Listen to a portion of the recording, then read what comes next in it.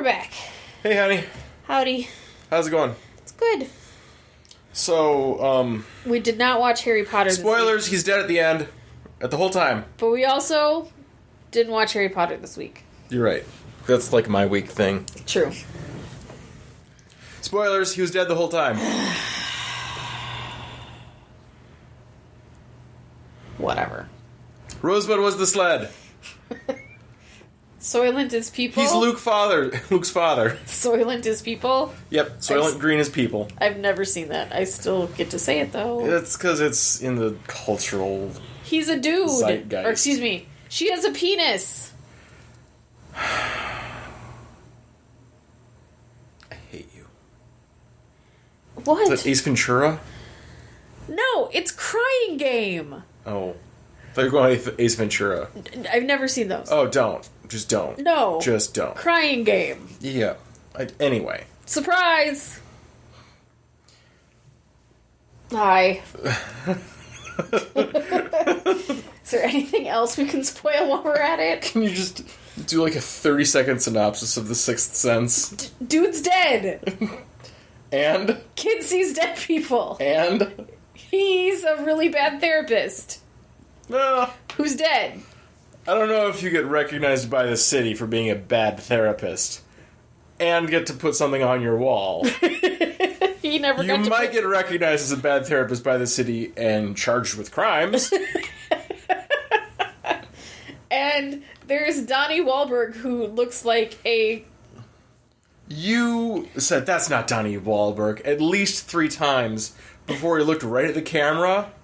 Well, I thought he was, like, mostly, like, receding hairline bald, and it was 1999, and I know for a fact Donnie Wahlberg had all of his hair in 1999. Did Bruce Willis have all of his hair in 1999? No. Okay. That was a wig? Yes. Okay, that's kind of what I thought. But he also lost how many pounds? Not Bruce Willis, but Donnie Wahlberg? Donnie Wahlberg lost 43 pounds for this movie, where he appeared and he was not chubby. Where he appeared on screen for 30 seconds? No. He was on for longer than that. 2 minutes total, I think. Yeah, it was... Yeah, so he went from, like, I don't know, $1.80 down to $1.37 or it. So, yeah. Like, Jesus, man. Yeah. See, and that follows... The reason why we watched this movie is because a friend of ours watched it for the first time this week and mentioned it on Facebook. And then somebody was like... Oh, and Bruce Willis totally got shot by a kid from New Kids on the Block. And I was like, no, he didn't. Yeah, actually. And that's... Who? It was Lauren. Okay. And so I was like, we totally have to watch this, because I don't believe it. Wait, Lauren of the High Five podcast? Yes, Lauren of the High Five podcast. Okay. So I will have to thank her for that. And I also have a story. It's a very short story. Is it a New Kids story? No, it's a seeing this movie date story. So, went to see this movie with the dude I was dating at the time. Okay, you'd have been about 23, 24? In 99? Yeah. You turned 24 in 1999. Yeah, I suppose I did. No, you turned 23 in 1999. Yeah, I suppose I did. I'm good with math. Huh. Yeah. Okay, so early 20s, seeing The Sixth Sense with a dude. Right. And it must have been one of the weekends that I came up from Nebraska, because it came out in 99 when I lived in Nebraska. Mm-hmm. We went and we saw it, and he was like, I totally knew he was dead the whole time. Like, he made me feel bad for not knowing he was dead the whole time. Fuck that guy. Or don't fuck that guy. No, I'm done with that.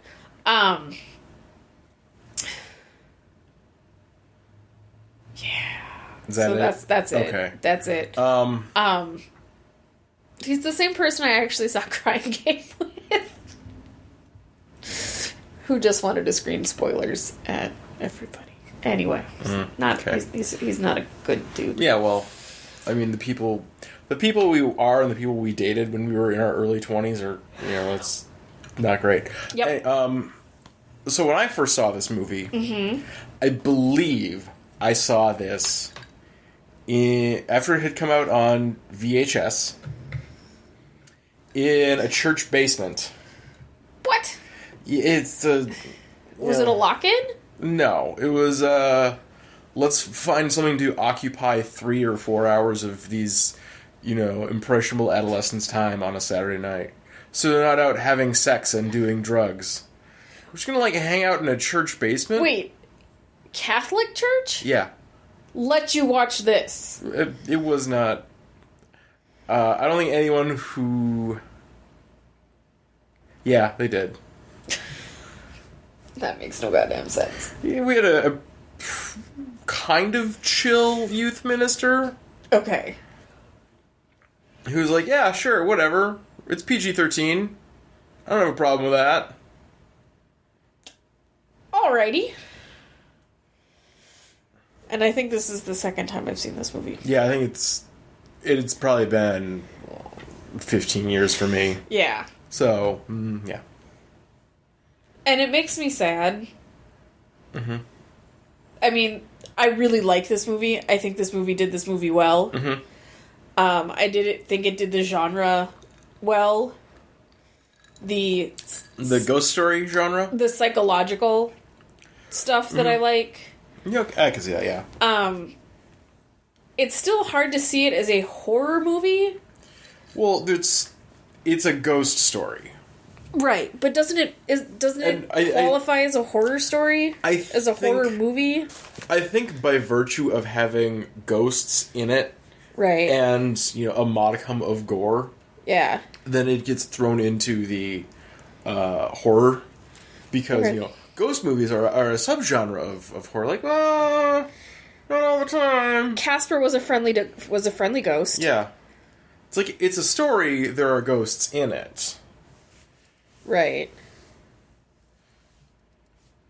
So, the part that makes me sad is that M. Night Shyamalan troped himself. Rode that one into the sunset? Yeah. Well, I don't know if it was just with this one. Right. Like, once is cool. 2 is okay. Yeah. And then 3 is really. And, Unbreakable, which was the follow-up. Right. Which I have not seen. It's good. And it has a twist. Surprise. And it's, and again, after the fact, oh, no, that makes perfect sense. How was that not obvious the whole time? But, what really killed it for me, because I had not seen... what was the this third? one? No, I can't remember the third one he did. Oh, I don't know, because I honestly think this... I don't know. I honestly think this is the only M. Night Shyamalan movie I've seen. Okay.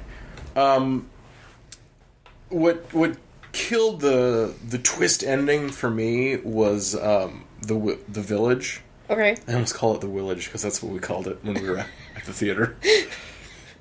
It's anyway, and I liked the score, and once the movie started, oh, M. Night Shyamalan. Okay, I know exactly how this is going to end because I read this book in 1993 when it was called Running Out of Time. Spoilers: they're not actually in the 1800s. They're on a nature preserve, right? Pretending that it's not the modern world. Wah, wah, wah. Turns out I was right. Well, with this one, when I went to order it so we could watch it, directly underneath it was, if you like this, you should watch this, which was The Others, which is another movie like this that I like the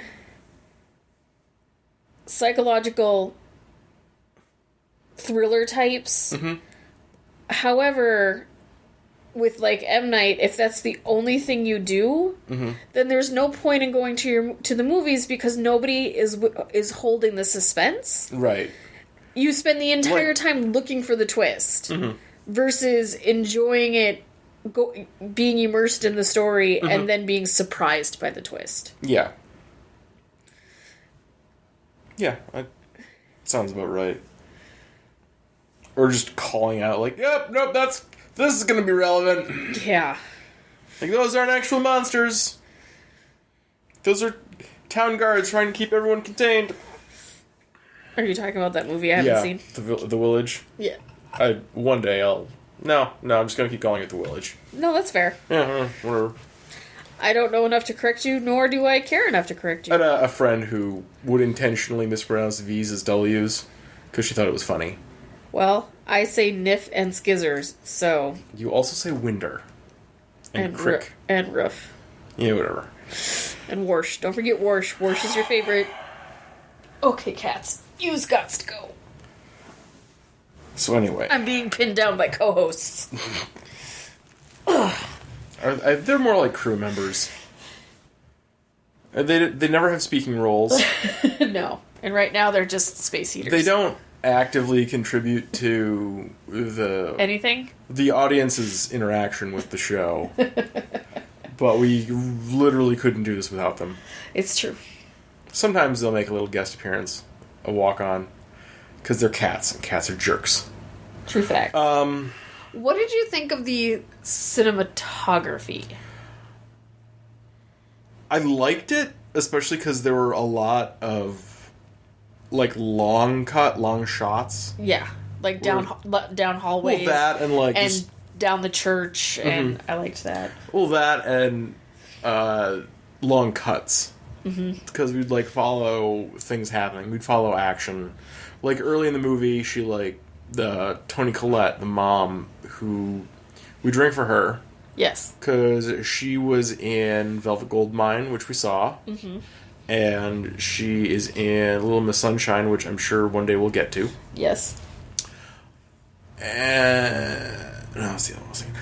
And, like, so, like, when we are introduced to her, she's, like, putting on her clothes in the laundry room, walking into the kitchen, closing all the doors. Yep. Yelling at Cole to come eat his cereal. And he comes and sits down and puts his hands on the table. And then we go back to we follow her back to the laundry room where she, like, grabs a fresh tie for him to clip on. Walk back, and every single door in the kitchen's been opened. Yep. And, like, his hands are still just on the table. Like, I was looking for Pop-Tarts. No, you weren't. You were a lying liar who lies. Yeah, so you like the continuous shots? And there were quite a few of those. A lot of his interactions with the ghosts were like that, which I thought was pretty cool. And I had something relevant to say that completely fell out of my brain. Look, near the end, there's this... When they're, like, stuck in traffic because there's the car accident. Right.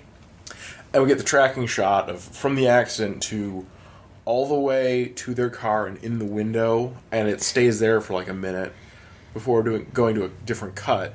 Right. Because we get a reaction on the mom. Right. And then we cut back out and see the dead cyclist on the other side of the window. Yeah. Now, I remembered two things differently about this movie. I remember there being a lot more ghosts that we saw him interact with. Yeah. And I could have sworn I remembered Bruce Willis being able to see them, and helped him interact with them. I don't remember that. I mean, obviously, my memory is obviously wrong. Yeah, I remember more ghosts as well. And I guess that's where I was, I don't know, misremembering the horror, in air quotes, for this movie. I was like, oh, it must be scarier then. It's got, or it must get scarier? Well, it got... Like, after it's established that he sees ghosts... Right. Which is... We, the audience, don't see ghosts before then. Right. And then it ramps up. I'm like, oh, this is an average day for me. Yeah. Like, this is the shit that I have to deal with. Yeah. Like, oh, here's Grandma. I'm like, hey, Mom? No, your dinner's not ready. Like, oh, shit. Yeah. That was legit scary. Yeah. Because, like, you don't just get it just head on. Right. It's got to be a little bit of a surprise. Yes. Like you see a figure walk past the camera when he's peeing. Right. And, like, okay, hey, maybe that's Mom. I mean, this is... Yeah. there's some tension going on. Yeah. And then, she turns around like, oh, her face got beat in by her piece of shit abusive husband. Right. Okay. And, yeah. Yeah. And I don't know, I guess I just remembered it differently. No, it's came out 20 years ago. Yeah. I can't remember everything of every movie. Haley Joel Osment's pushing 30 now, with a giant eunuch's beard. Oh my god. I like it. Yeah, you would. Of course I would. And Misha Barton was such a baby. Misha Barton? The vomiting teenager that died. Oh, okay. From Munchausen. Munchausen by proxy? Yeah. Yeah, I wanted to talk about I'd forgotten that scene. Yeah, I remember that was a thing that happened. I forgot the presenting of it to the father and then the whole... Yeah, I remember he got the tape, but I don't... I couldn't remember, who does he give this to? Right. He doesn't just, plug it into the VCR and run. No. And, one of the things that I remember about the video for that was, oh, right, and maybe I just thought it was funnier in my memory? You know how you feel sick after lunch? It's because you're poisoning her. And that's why it's, a little bit funny to shitty me? Yeah. It's oh, that's irony. Yeah. And don't tell me it tastes funny. I'm oh. Yeah.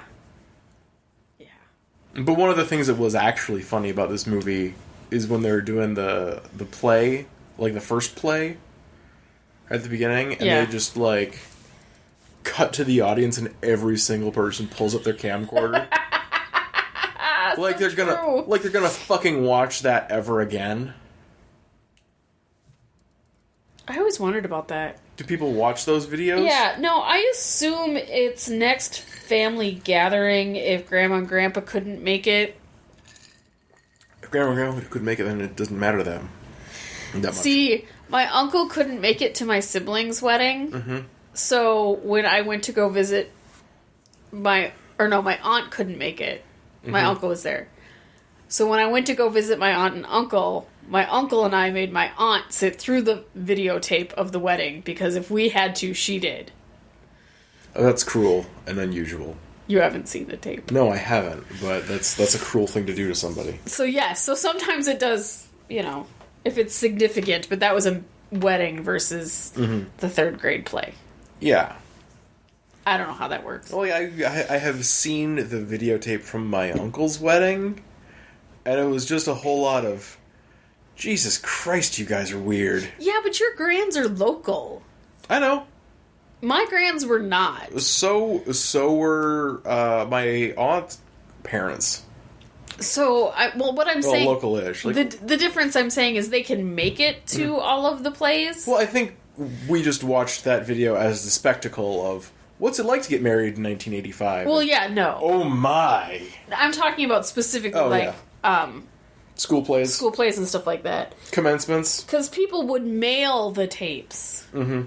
Make dubs, and then mail the tapes. I am familiar with these things. And so, if grands don't live local, I can see that. Now, do all of them, all 400 people in the audience who are taking videos of these things... That may have just been a comment on people who bring camcorders to those things. Mm-hmm. It's I just don't get it. I don't have children. In case you haven't noticed. Neither do I. And the next time... As far as either of us are aware. You would be more aware of you having kids than I would. So the next time the Cats put on their annual Christmas play, I will be sure to record it for our listeners.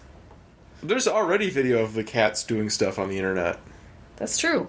Yeah. They bowl. Yeah. Cat bowling. Mm-hmm. So...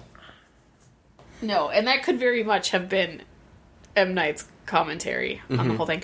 Now, did he write and direct this? Yes, he wrote and directed this. Does he do that with the other ones?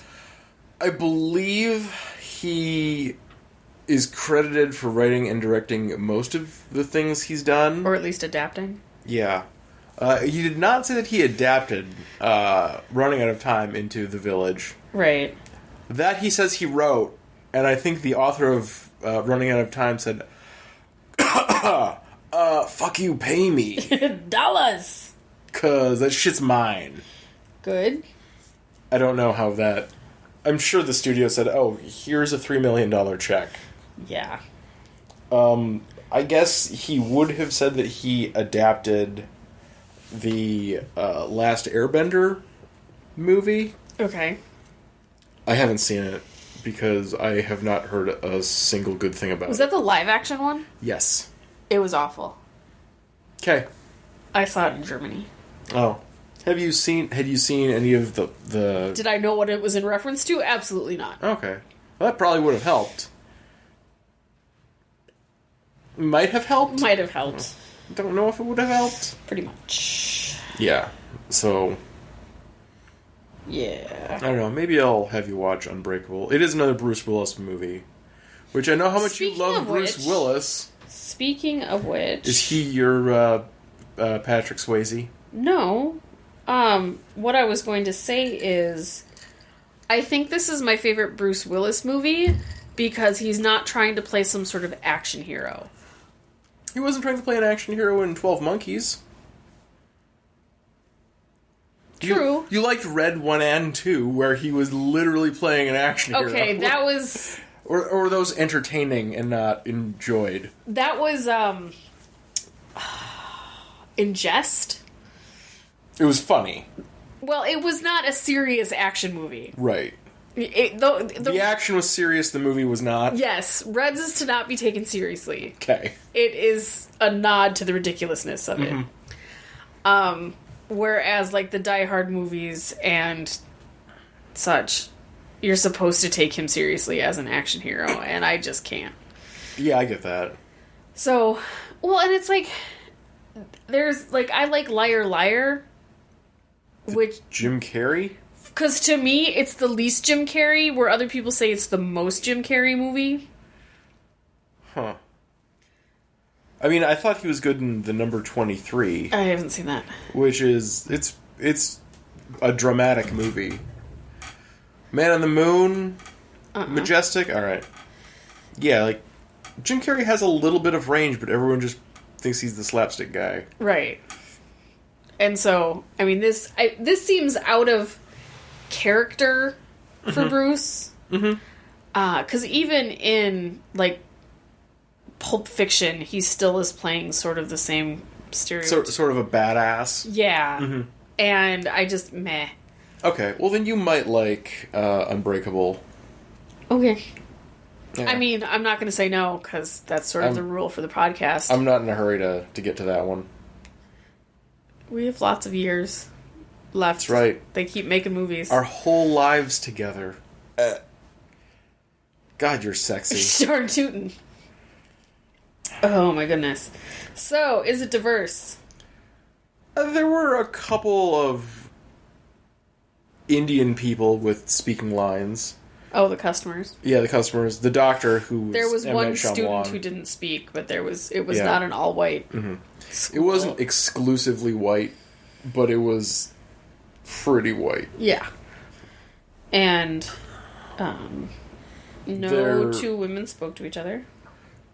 No. There were two women, but they didn't ever meet. Nope. So it does not pass the Bechdel Wallace. Nope. It did, however, have Olivia Williams. Who? Adele